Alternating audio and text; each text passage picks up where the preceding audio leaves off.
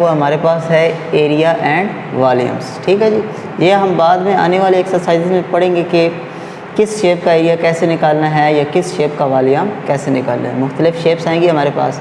सबसे पहले जो इसी एक्सरसाइज 9.1 है उसके लिए हमें जो एक मेन थ्योरम पढ़ना है, उस थ्योरम का नाम है पाइथागोरस थ्योरम।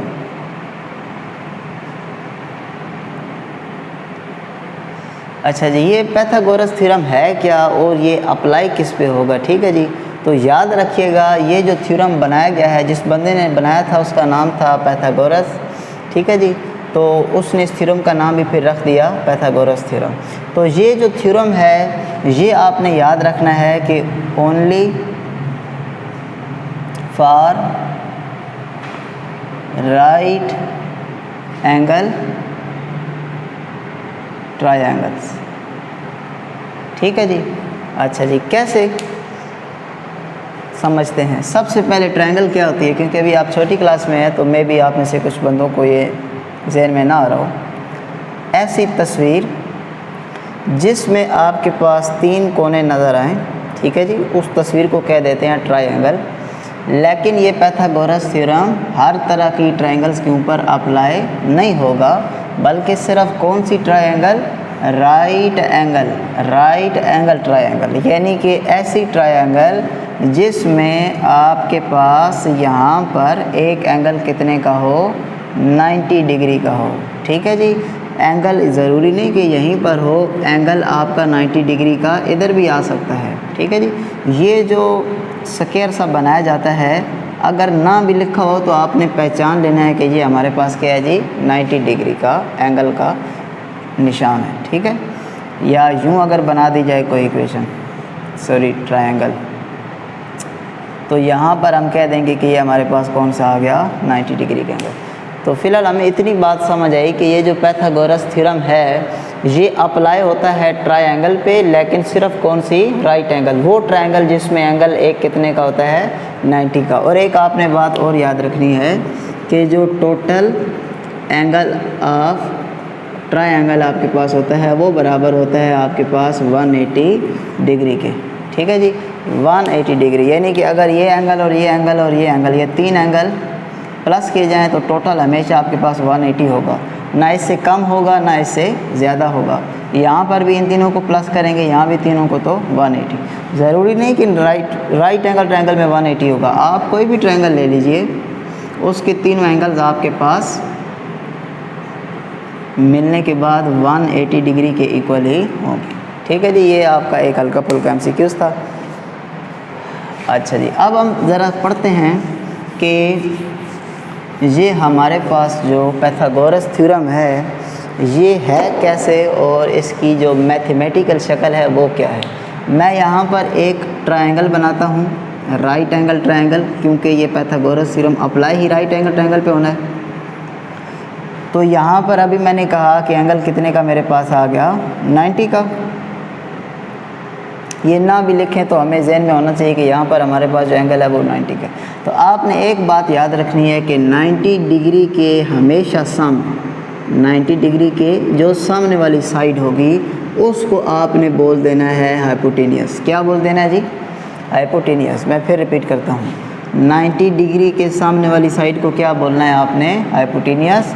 और यहाँ पर ये जो आपके पास निचले वाली साइड होगी इसको आपने कह देना है बेस, और ये जो आपके पास साइड होगी इसको आप कह सकते हैं परपेंडिकुलर या अल्टीट्यूड। अच्छा जी, मेन जो इसमें होता है वो होता है हाइपोटेनियस। ठीक है जी, बेस और परपेंडिकुलर की जगह चेंज भी हो जाए तो उससे इतना ज़्यादा ख़ास फ़र्क नहीं पड़ता। ठीक है, अभी आपकी इस क्लास के लिए, क्योंकि आगे चल के आप ये समझेंगे कि ये अगर आपके पास मिसाल के तौर पर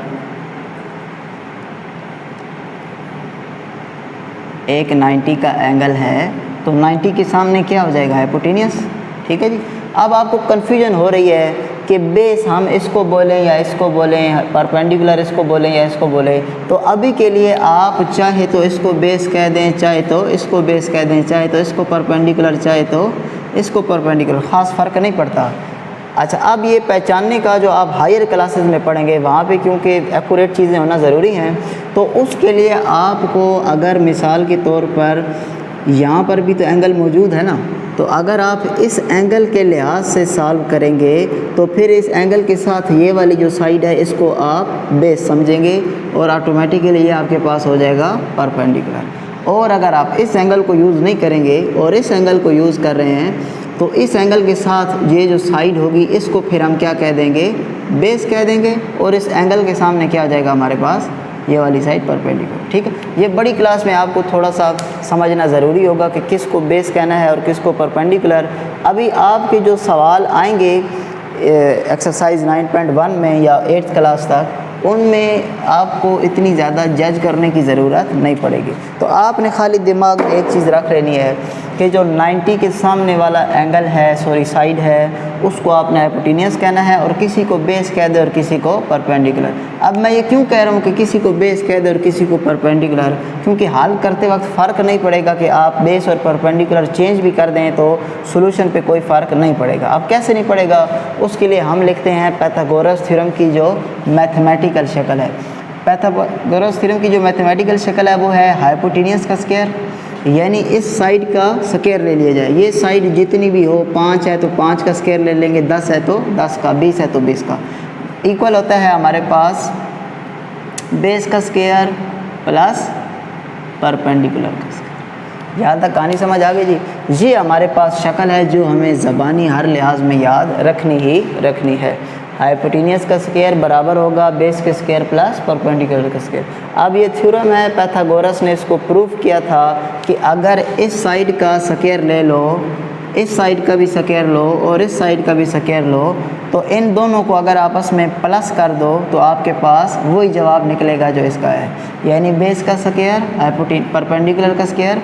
इनके जो आंसर आए उनको आपस में प्लस कर दो तो आपके पास वही जवाब आएगा जो हाइपोटेन्यूस का स्क्वायर लेकर आया था। तो मेन आपको यहाँ तक इतनी बात ज़रूर समझ आ जानी चाहिए कि पाइथागोरस थ्योरम अप्लाई होता है राइट एंगल ट्रायंगल पर। हाइपोटेन्यूस किसको कहते हैं, 90 के सामने वाली साइड को, बेस और परपेंडिकुलर फ़िलहाल आप जिसको कह दें ज़्यादा मसला नहीं होगा। और यहाँ पर इसकी ये मैथमेटिकल शक्ल कि हाइपोटेन्यूस का स्क्वायर बराबर होता है बेस स्क्वायर प्लस परपेंडिकुलर का स्क्वायर। ठीक है जी, ये 3-4 बातें अगर आप जहन में रखेंगे तो एक्सरसाइज 9.1 का जो क्वेश्चन नंबर 1 है वो आप बहुत इजीली सॉल्व कर लेंगे। तो क्वेश्चन नंबर 1 की जो स्टेटमेंट है वो मैं मुकम्मल नहीं लिख रहा, वहाँ पर एक्सरसाइज ये है 9.1 क्वेश्चन नंबर 1। इस तरह की आपको शक्ल दे दी गई है। यहाँ पर x लिख दिया गया है, यहाँ पर 12 और यहाँ पर हमारे पास है 5। इधर वैल्यूज़ कुछ भी आ जाएं, अगर आपको एक क्वेश्चन सॉल्व करना आ गया तो आप उस लिहाज से सारे क्वेश्चन इजीली सॉल्व कर लेंगे। इसके ऊपर ये जो x है ये हमने फाइंड करना है। ट्रायंगल है कौन सी, यहाँ से हमें पता चला कि एंगल इसमें कितने का मौजूद है, 90 का, तो ट्रायंगल हो गई राइट एंगल ट्रायंगल। तो हम यहाँ पर पाइथागोरस थ्योरम अप्लाई कर सकते हैं इस वैल्यू को मालूम करने के लिए। उससे पहले हम सॉल्यूशन में देखते हैं, क्योंकि पाइथागोरस थ्योरम में हमें 3 चीज़ें चाहिए ना, हाइपोटेन्यूस चाहिए, बेस चाहिए और परपेंडिकुलर चाहिए। तो हम ज़रा देखते हैं कि हमें कौन कौन सी वैल्यू गिवन है।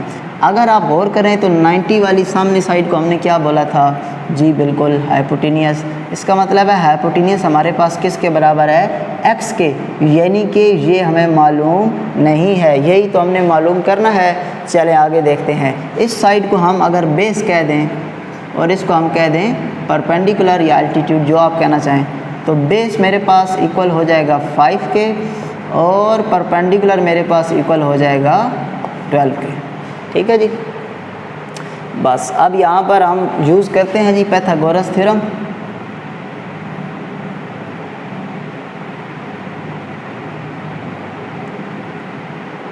ये थ्योरम के लिए हमारे पास 3 चीज़ें होती थी।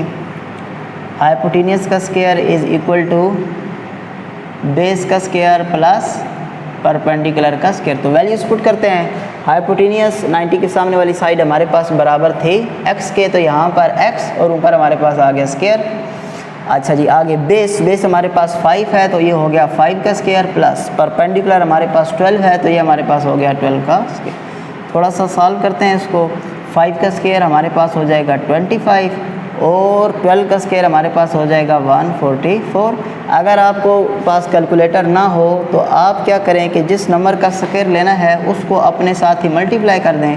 2 को 2 से मल्टीप्लाई करेंगे 4, 2 को 1 से मल्टीप्लाई करेंगे 2। ठीक हो गई जी बात। अच्छा जी, 144 में जब आप प्लस कर देंगे 25 तो ये आपके पास हो जाएगा x square is equal to 169। अच्छा, यहीं तक हल करके आपने छोड़ नहीं देना, आप गौर करें तो आपको x की वैल्यू मालूम करनी है। यहाँ पर x का स्क्वायर है, x के ऊपर स्क्वायर ख़त्म होना चाहिए। तो आपको इतनी बात समझ आनी चाहिए कि जब स्क्वायर ख़त्म करना हो तो दोनों तरफ हम स्क्वायर रूट ले लेंगे। ठीक है जी, जब x का ऊपर स्क्वायर ख़त्म करना हो या किसी वैल्यू के ऊपर स्क्वायर ख़त्म करना हो तो स्क्वायर रूट ले लेंगे। ये और ये आपस में कैंसिल होके x, और जब आप इसका स्क्वायर रूट फाइंड करेंगे तो आपके पास आंसर आ जाएगा 13। ठीक है जी, तो x इज़ इक्वल टू 13। यहाँ पर आपने इस क्वेश्चन नंबर 1 का पार्ट नंबर 1 सॉल्व कर लिया। इसके 6-7 पार्ट हैं और सारे पार्ट बिल्कुल सेम इसी पैटर्न के ऊपर हैं। तो बिल्कुल आपने ये चीज़ दिमाग में रखनी है, सिर्फ ये पहचानना है आपने कि बेस क्या है, परपेंडिकुलर क्या है, हाइपोटेनियस हमारे पास क्या है, और पाइथागोरस थ्योरम की जो हमारे पास मेन शक्ल है वो आपने जहन में रखनी है। अब जैसे कि पार्ट नंबर 2 जो है हमारे पास, यहाँ पर 8 गिवन है, यहाँ पर 6 गिवन है और यहाँ पर x गिवन है जी। ठीक है, तो अगर हमें यहाँ पर देखिए ना, इस दफ़ा हमें इस वैल्यू को फाइंड करना है। तो यहाँ पर एंगल कितने का है जी? 90 का। 90 के सामने क्या होता है? हाइपोटेनियस। ठीक होगी बात। निचले वाली रकम को हम बेस कह देते हैं और इस रकम को हम परपेंडिकुलर कह देते हैं। ठीक होगी जी बात। तो इसका मतलब है सोल्यूशन में अब हम कह सकते हैं कि जो हमारा हाइपोटेनियस है वो बराबर है 8 के, जो हमारे पास बेस है वो बराबर है x के, जो हमारे पास परपेंडिकुलर है वो बराबर है 6 के। तो अब हम लगा देते हैं पाइथागोरस थ्योरम।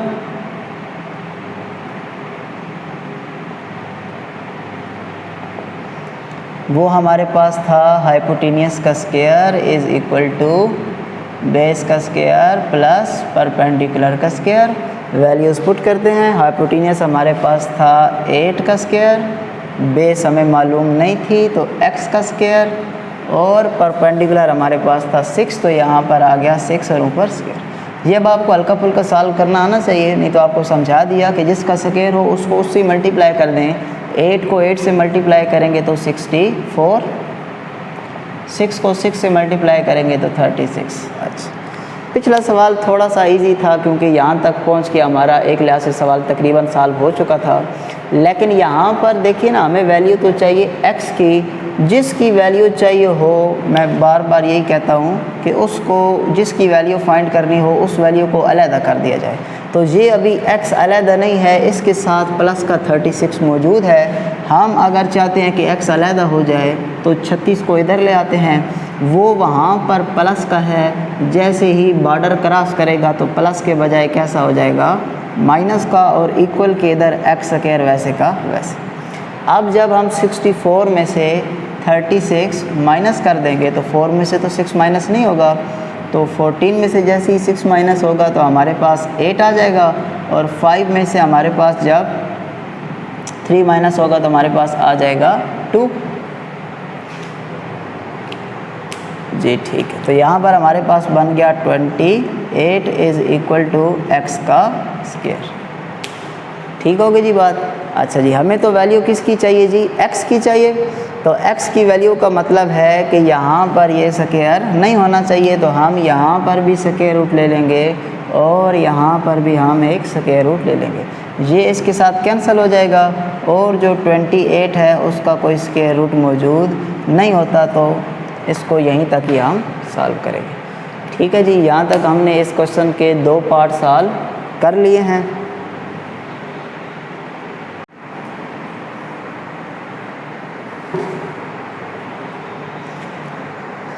अच्छा जी, इसके बाद अब हम सॉल्व करते हैं इसी क्वेश्चन का पार्ट नंबर 3।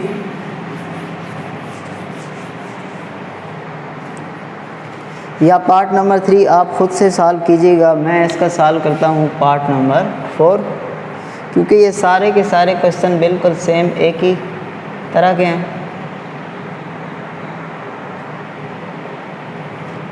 आपको जिन बातों का ख्याल रखना है वो ये कि इसके सामने वाली साइड को हमने हाइपोटेन्यूस बोलना है।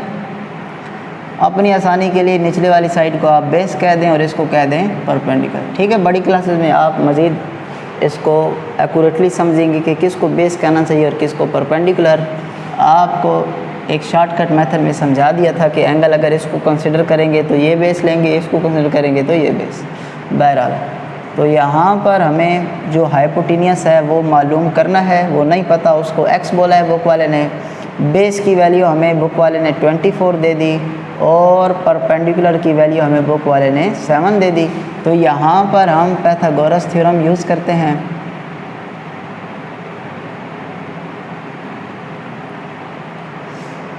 हाइपोटेन्यूस का स्क्वायर,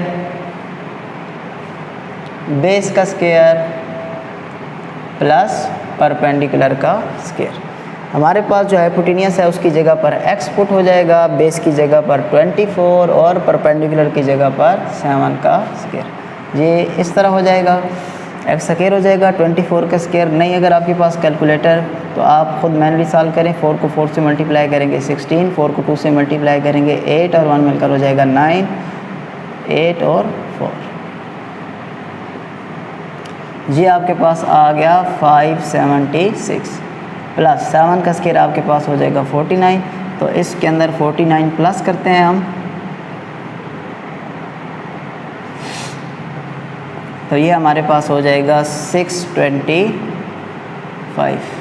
हमें तो x चाहिए, x के ऊपर स्क्वायर है, उसको ख़त्म करने के लिए हम दोनों तरफ ले लेंगे स्क्वायर रूट। ये से कैंसिल, तो x की वैल्यू हमारे पास अगर आप कैलकुलेटर पे इसको सॉल्व करेंगे तो 25 आ जाएगा। ठीक होगी जी बात। तो क्वेश्चन नंबर 1 के जितने भी अब पार्ट हैं वो आपने खुद सॉल्व करने हैं, बिल्कुल सेम इसी पैटर्न पे हैं। इसके बाद नेक्स्ट लेक्चर में इंशाल्लाह हम क्वेश्चन नंबर 2 स्टार्ट करेंगे।